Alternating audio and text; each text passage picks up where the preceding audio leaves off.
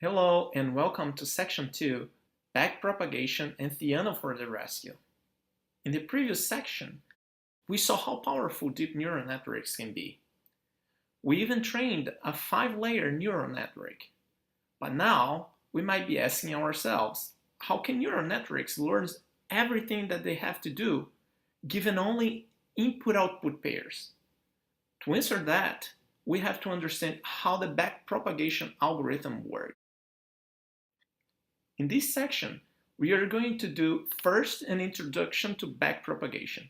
Then, we are going to take a look at Theano, one of the most popular Python libraries in deep learning. And finally, we are going to optimize a simple Theano model. Let's start with our introduction to backpropagation. In this video, we will look how neural networks are trained and present a neural network class scaffold with Python. Let's start defining a 3-layer network here, where x0 is the input data. Imagine the image pixels that we saw in the previous example, and the output of each layer goes into the next layer as the new input, till we get our final output y. This function f, g, and h of each layer is the layer nonlinearity. Do you remember the value that we used in the code? So yes, exactly. These parameters w and b are the layer weights and bias.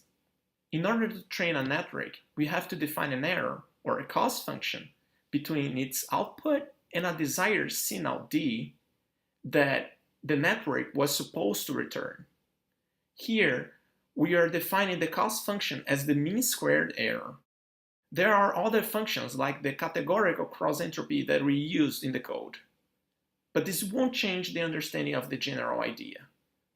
In other words, this cost function just captures how well the network is doing so far. To train a neural network, we change its weights in the contrary direction of the gradient of the cost function. So here's the idea. The gradient points in the direction that maximally changes in an increasing way a function. Thus, a small change in the weights will bring some desired changes in the output. Now, let us pay attention to the terms of the gradient of L, the cost function, with respect to W3 and W2.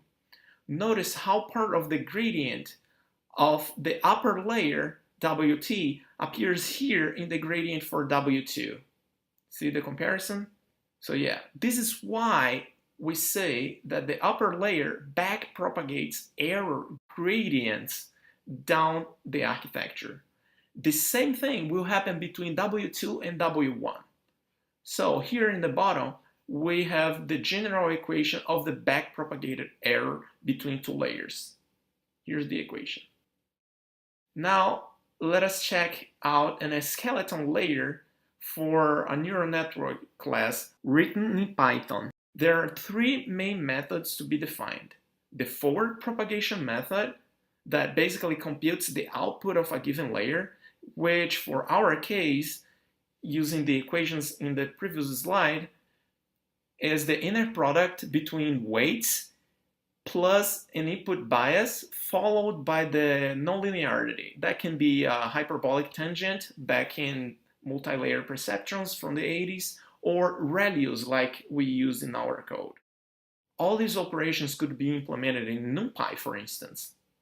There is the backpropagation method that gets the input and the gradients coming from the layer above. This implements the general equation that we mentioned in the bottom of the previous slide. And here, finally, we have the update method that uses the gradients to adapt the layer weights and bias. See how we are using the gradients that we calculated through backpropagation to do the adaptation.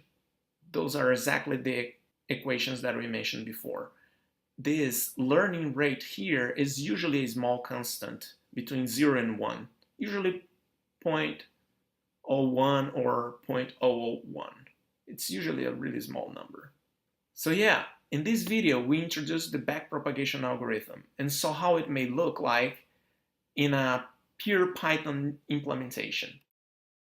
In the next video, things will get really cool because we will take a closer look into Theano, which is one of the most popular ways of doing deep learning with Python, and is also much faster than our pure Python implementation, and it can compile to run on GPUs.